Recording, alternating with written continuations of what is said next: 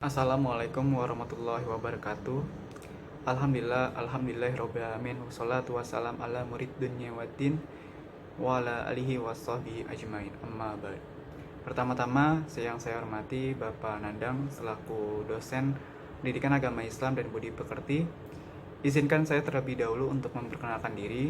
Nama saya Adin Muhammad Amin dari kelas DK 4507. Pada kesempatan ini saya akan menjelaskan salah satu materi di tengah semester ini, yaitu sumber-sumber hukum dalam Islam. Baik, tanpa panjang lebar, langsung saja saya jelaskan materinya. Baik, dalam pembahasan materi kali ini yaitu sumber hukum agama Islam, perlu kita ketahui ada 4 macam sumber hukum Islam, yaitu yang paling utama ada Al-Quran, yang kedua ada hadis, yang ketiga ada ijma, dan keempat ada qiyas.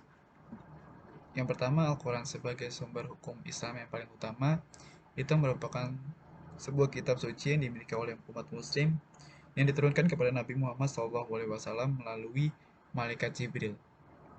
Sebagai sumber hukum Islam yang paling utama, tentunya Al-Quran itu sendiri memiliki makna yang sangat luas dan beragam.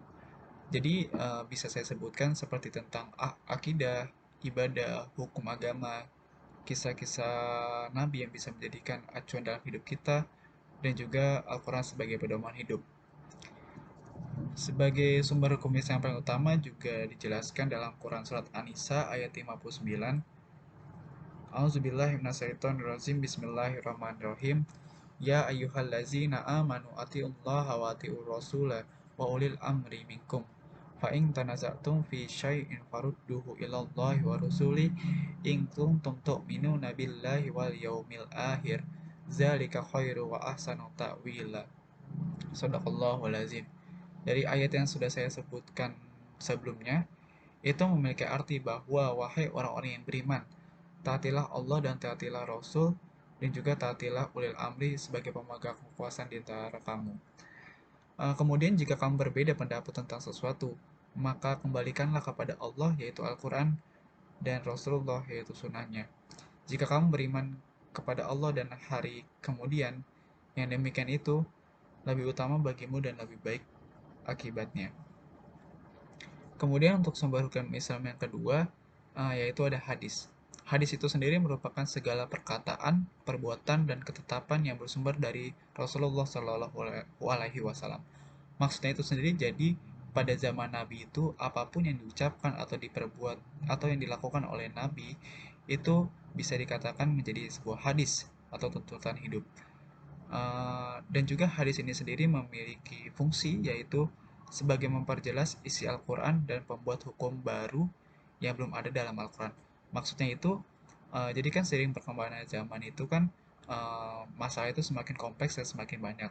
Pada dasarnya Al-Quran itu sendiri sudah membahas seluruh permasalahan dalam hidup kita. Namun mungkin ada beberapa permasalahan yang tidak dijelaskan dalam Al-Quran.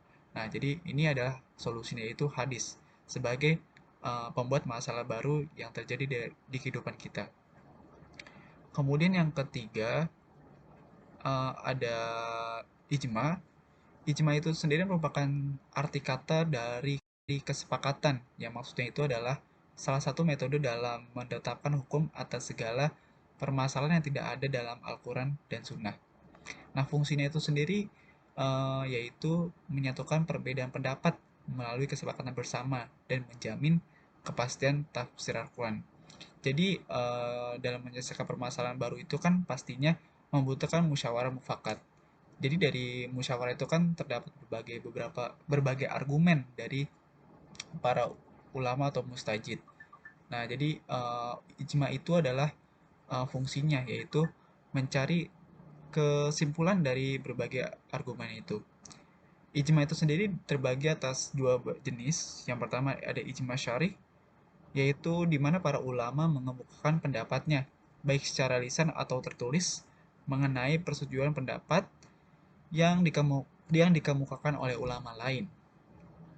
Dan yang kedua ada ijma sukuti, yaitu ijma yang terjadi karena para ulama memutuskan tidak berkomentar. Maksudnya di sini itu adalah tidak berkomentar karena telah dirasa setuju dengan pendapat ulama lain. Jadi ya oke-oke aja gitu tentang pendapat itu. Kemudian sumber hukum Islam yang keempat Ada kias. Kias itu adalah mempersamakan hukum suatu masalah yang belum ada kedudukan hukumnya dengan masalah lama yang pernah ada karena alasan tertentu.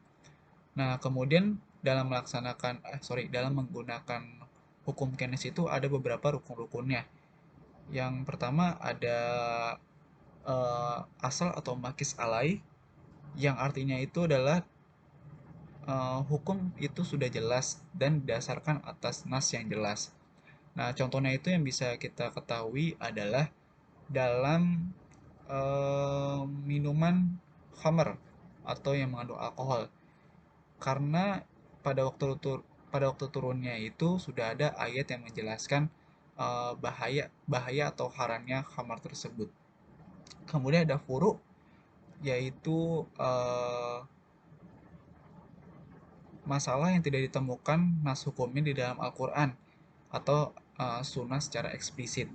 Seperti contohnya itu sama seperti konteks sebelumnya, dalam minuman khamar atau minuman haram, apapun minuman yang mengandung alkohol ataupun segala macam yang menyebabkan kita memabukkan itu adalah hukumnya haram. Kemudian ada al-hukmu, dan yang keempat ada illat.